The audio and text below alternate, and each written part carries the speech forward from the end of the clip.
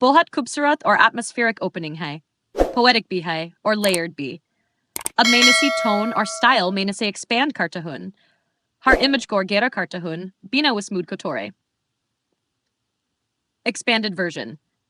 In the quiet, mist-laced valleys of southern Austria, where morning fog curled through the trees like half-remembered dreams, and the Alps loomed on the horizon like ancient brooding sentinels, Alara Miller believed she had mastered the delicate art of interpreting silence.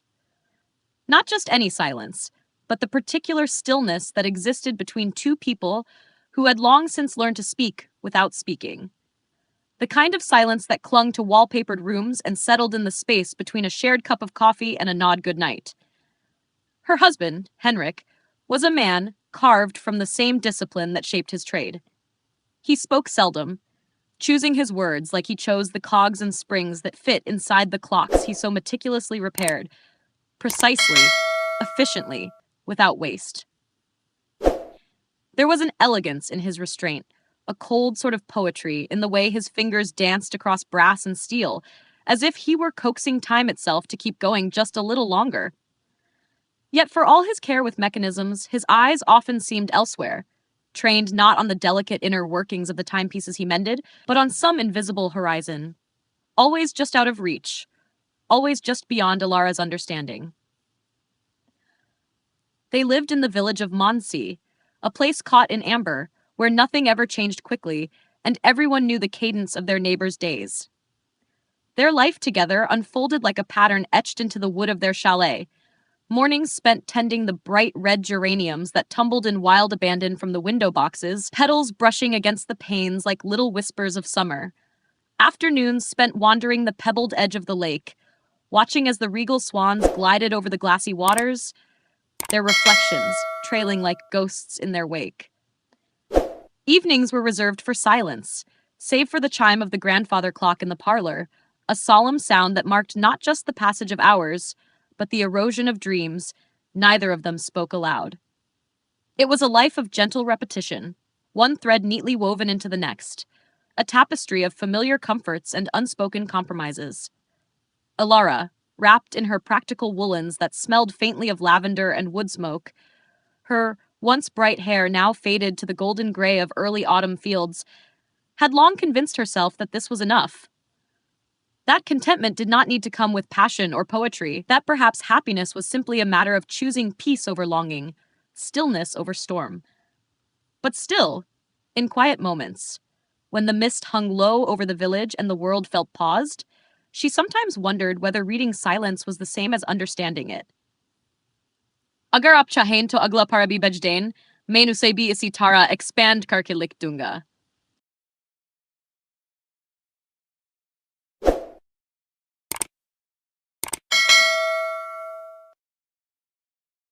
Ye paragraph already suspense our elegant sabarawa hai. Cinematic hai. Ab main is expand kar datahun, imagery or emotional layering bar hadahun, lekin use refined, slightly haunting tone ko maintain kartehu. The first crack in the carefully tended veneer of their life appeared on a brittle autumn afternoon, the kind when the air turns sharp with the scent of drying leaves and chimney smoke, and the golden sun slants low through the skeletal branches like a secret being whispered across the rooftops. Alara had gone up to the attic in search of a box of winter quilts, thick patchwork things handed down through generations, infused with the scent of cedar and thyme. She moved carefully through the dust and cobwebbed silence, the old floorboards groaning beneath her sensible boots, her breath puffing visibly in the chill that clung to the upper beams. She wasn't expecting to find anything unusual, just forgotten linens, maybe an old photo album or two. But as she shifted aside a stack of moth-eaten scarves and an orphaned lampshade, her fingers brushed against something smooth, something deliberate. A lacquered chest, wedged almost out of sight beneath the low slope of the eaves. It was small but solid, the wood darkened with age, the brass fittings dulled with years of neglect. She recognized it vaguely, an artifact from Henrik's bachelor years, one she had seen only once long ago, when they'd first moved into the cottage, and he had quietly stored it away, saying nothing, offering no invitation to explore its contents. The hinges resisted her at first, protesting with a groan of rust and dust, as if the chest itself were reluctant to reveal what lay within. And when it finally opened, it did not yield the soft folds of winter quilts or the comforting nostalgia she had come searching for. Instead, nestled in the shadows of the box was a neat stack of letters, each one carefully folded and tied together with a ribbon that had once been crimson but had since faded to the muted shade of dried rose petals. The fabric frayed at the edges, as though it had been untied and retied too many times, or handled by uncertain fingers. Alara lifted them gently, reverently almost, as though they might crumble at her touch. The paper was thick and textured, smelling faintly of bergamot, ink, and something floral she couldn't quite place, a scent too intimate, too intentional to ignore. The handwriting leapt out at her immediately. It was Henrik's, undeniably so, but altered, looser, more fluid, the strokes urgent and unguarded, unlike the neat mechanical script he reserved for his ledgers and repair books. These weren't the tidy thoughts of a craftsman recording repairs or invoices. These were something else entirely. A tremor passed through her hands, subtle but unmistakable. The attic felt colder now, the shadows deeper. She had gone looking for warmth and instead unearthed a different kind of memory, one that hadn't belonged to her at all. Bej doagla parajab ready ho. Main usebi si flow main lik dunga.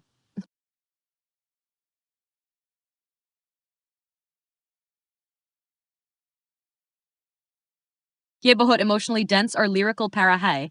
Subtle grief, betrayal, or poetic longing kamixai. Mainas expand Kartahun with the same tone. Elegant, haunting, personal. Take har feeling or image or gary hojae. Bina ashli floko, disturb kie. Alara's throat tightened as though the very air had grown heavier, laced with something sharp and metallic. The name written in looping script at the top of the first letter struck her like a distant bell tolling in a cathedral. Leora. Her younger sister. Leora, with her untamed curls the color of chestnuts in sunlight, her laughter bright and unpredictable, like wind chimes caught in a sudden summer breeze. Leora, who had left for Vienna 5 years earlier, the summer the lake shimmered with heat and the world had felt full of possibility. Alara had always carried a quiet admiration for her sister's fire, a fire that never seemed to dim, not even in the face of goodbyes. While Alara remained behind, anchored to Monsi by duty and routine, Leora had flung herself into the unknown with paint-stained hands and a sketchbook full of half-finished dreams. Her letters home were rare, little more than fragments. Postcards adorned with delicate ink sketches of Gothic rooftops, narrow cobbled streets, candlelit cafes where artists whispered about eternity. Her messages were never direct, always cryptic. I am learning to see in chiaroscuro, or I think I've found my light, but it flickers. Alara would read them by the stove, pressing her thumb into the corners as if to hold her sister down on the page. There had been envy, yes, flickers of it, quiet and buried like embers in the ash. But now, as she unfolded the first letter from the stack, dated mere weeks after Leora had gone, envy gave way to something darker, colder, more calcified. Something she couldn't name yet, but could feel rooting itself just beneath her skin. Henrik's words Great poured line. across the pages like a confession Here's a longer, too long restrained. enriched version of it, Gone was expanded the with more reserved, detail, methodical tone emotion, she was and used sensory to. layers, while This was keeping raw, the tone poetic unguarded, and natural. full of ache. Let me know if you'd like it even These more were not the dramatic reflections or of a sensual. brother-in-law writing with polite concern. The first time Elise laid No, eyes on these Oliver, were the the bleeding world thoughts seemed of a to man who had momentarily unraveled in hush. silence. He stood wrote of beneath a Leora's flickering chandelier in a tucked-away. radiance.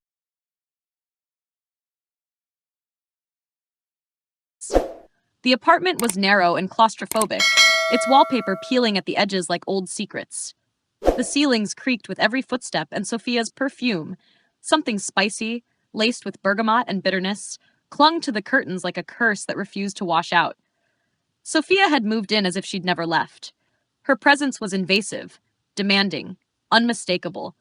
She left marks on Oliver's skin like signatures, crescent moons etched into his wrists by her nails, bruises blooming along his collarbone like accusations. She liked to draw blood, not always literally, and whispered venom into his ear when the lights were off and the world was quiet. "You owe me," she'd say, her voice not pleading but sharp, serrated, honed over years of resentment. "You promised me the stars and gave her the ring. Fix it." But Oliver was a man unmoored, cleaved clean down the middle. On one side, the boy who had stood silent at the window, watching his father walk away without looking back. And on the other, the husband who had sworn to break the cycle, to be present, to be better, to never leave. Guilt wrapped around him like a wet coat he couldn't shrug off. He drank like he was trying to drown something. His conscience, his past, or maybe just the version of himself he couldn't face in the mirror. The absinthe made everything softer, until it didn't, until it sharpened every regret, every choice, every betrayal into a needle he felt pressing into his ribs. One night, after too many drinks and too little sleep, Oliver sat hunched at the window overlooking the cobbled street below. The jazz bled upward from the bar, a moaning trumpet dragging its way through the night. He stared at his phone for a long time, the screen glowing like a wound in his palm. Then, without thinking, or perhaps because he was thinking too much, he typed, "Meet me in Nice. We need to talk." He hit send before he could take it back. And then he sat there, in the dim green light of absinthe and shame, wondering whether redemption was still possible or whether this was just the beginning of his final unraveling. Whenever you're ready, send in the next part. This is shaping up to be something deeply... This is the emotional crescendo, raw, cinematic, and brutally beautiful. Here's the expanded version, drawing out the tension, heartbreak, and atmospheric intensity while honoring the tone you've crafted. The manila envelope sat on Elise's desk like a coiled snake. Inside, the private investigator's dossier told a story she hadn't asked for, but had already feared. There were grainy photos of Oliver and Sophia in Zurich, laughing, kissing, disappearing into a hotel beneath a veil of snow. Receipts for diamond earrings, their value printed in cold, emotionless ink. And at the bottom, an ultrasound photo. A faint, ghost-like curve no bigger than a thumbprint. A due date circled in red, as if it were a holiday. She didn't scream, didn't crumble. Instead, she packed a single suitcase, just the essentials, as if shedding weight might make it easier to breathe. She left her wedding ring on the nightstand beside a dog-eared copy of Inferno and boarded a train to Nice. The Mediterranean sky outside her window bruised into deep purples and slate blues, heavy with the kind of storm that felt personal. Lucas insisted on driving her from the station. The silence in the car was thick, laced with the unsaid. The road curled like a ribbon around the cliffs, the sea crashing below with ancient fury. When they reached the overlook, he parked and stared straight ahead, his jaw clenched, his knuckles white on the wheel. "You don't have to do this," he said, voice low, brittle, but she was already unbuckling her seatbelt. "Yes, I do." The wind tore at her coat as she stepped out, her hair whipping like silk in a storm. The air tasted of salt and endings. At the cliff's edge stood Oliver, his figure silhouetted against the tumultuous sky. His coat flapped behind him like a wounded bird, his hands shoved deep in his pockets as if trying to keep his shame from slipping out. He turned at the sound of her footsteps, eyes rimmed red, hair tangled from the wind and guilt. "I wanted to be better," he shouted over the roar of the waves below. "I tried. I swear. But I'm just... me." There was no accusation in his voice, only defeat. Elise didn't cry. She didn't grant him the release of her pain. Instead, she pulled the ultrasound photo from her coat pocket and held it out. The wind nearly snatched it away before he took it with shaking hands. "You've made her a ghost too," she said, voice steady like stone worn smooth by time. He reached for her, perhaps for forgiveness or comfort, or the echo of the woman who had once laughed with him beside the Seine. But she stepped back. "Some lies," she said, her tone soft but final, "are too heavy to carry." The waves below roared their approval or their grief. She couldn't tell. But as she turned and walked back toward the car, coat billowing behind her like a flag of surrender, the past began to loosen its grip. For the first time in a long while, she felt something unfamiliar bloom in her chest. Freedom, or something like it. If there's more to the story, I'm ready. And if this is the end, what a poetic, devastating finish.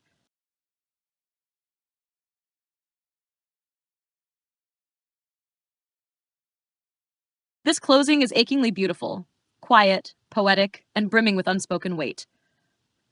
I've expanded it with care, deepening the emotional echoes in each setting and letting each character breathe in their own solitude. Here's the full lyrical ending.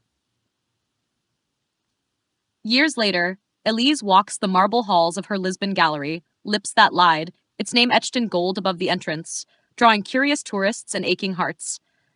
The space is cool and white, bathed in filtered light that slices through skylights like absolution.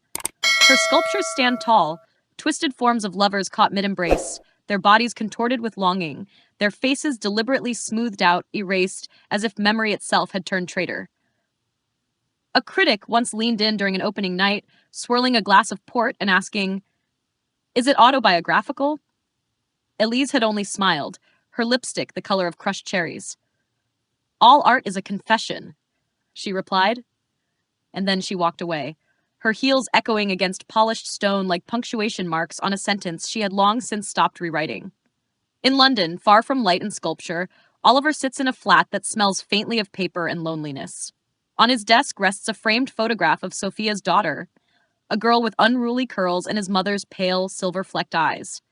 He sees himself in her smile, and in that smile, the cost of everything he lost. He writes letters now, dozens of them, to Elise, to Sophia, to the child who will never know him as anything but a ghost of someone she might have met. Each letter begins the same way, "I'm sorry," and each one ends with, "I'm lost." He never sends them. He doesn't need to. They pile in a drawer like unsent prayers, fragile and unanswered. And in Saint-Tropez, Lucas plays the piano again. The villa still leans with age, but it has bloomed in quiet ways. The garden is unruly, wild with lavender and rosemary, and the air smells of earth and something new. The music room no longer holds its breath. Lucas sits at the grand piano, its surface dusted clean, the keys worn like river stones. His latest composition has no name. It's jagged, full of starts and stops, haunting and incomplete. It refuses resolution, refuses comfort. But laced within its melody is something unmistakable, an echo, light and almost imperceptible, of Elise's laugh. The one she left behind in his garden when she walked away without looking back. He plays it anyway.